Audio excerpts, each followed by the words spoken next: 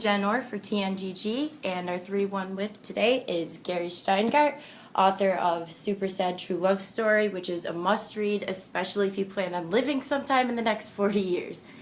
Gary, thanks for verbling with us today. I'd love to verbal with 3G. What is it, 3-1G? 3-1 with. 3-1 with. For TNGG. 3-1 with for We're TNGG. in the abbreviations. I love it. Oh, OMG.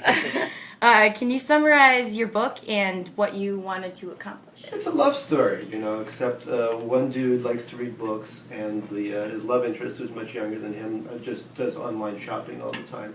And the background is the collapse of the United States, so it's a dystopian love story. What I want to accomplish with it, I don't know. When I start writing, I have no idea what I set out to do. I just want to entertain myself and others, primarily myself. So that's pretty much all I want to do. Excellent. So two major themes of your book are the beauty of real relationships and the loss of them due to the influence of technology. Which do you think will prevail in 20 years or so? I think there'll still be love, but it'll be a strange, unhealthy love that I can only imagine right now. I think I have nothing against technology. I use it way too much. But it's interesting the way things are changing with people. You'll often see people on a first date and they're sort of looking at each other and meanwhile texting away. I had a birthday party and somebody gave me a framed photograph.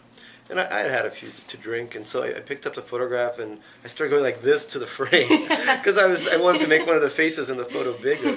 So things are pretty hopeless. I think we are going to. Why aren't you an iPad? Why aren't you an iPad? You stupid frame, So things are moving in that direction.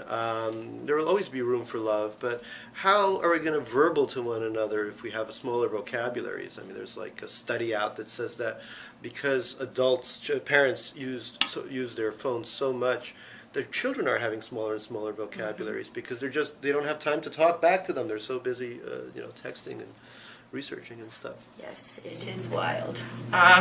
And what do you think are the pros and cons of social media?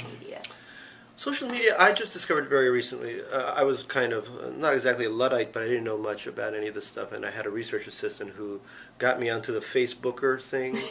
And also I got an iTelephone and all this other stuff that is very cutting edge.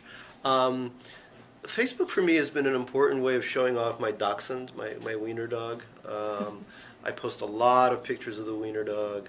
I also post pictures of the food I eat. I travel around the world, so I get to eat very nicely. It's good for food and wiener dogs, I think, primarily. I don't know why the hell else anybody would use it. Yeah, exactly. Yeah. So that is our time with Gary. And definitely pick up a copy of his book, Super Sad True Love Story. An excellent read, and it's fantastic. Gary, thanks so much. Thanks so much.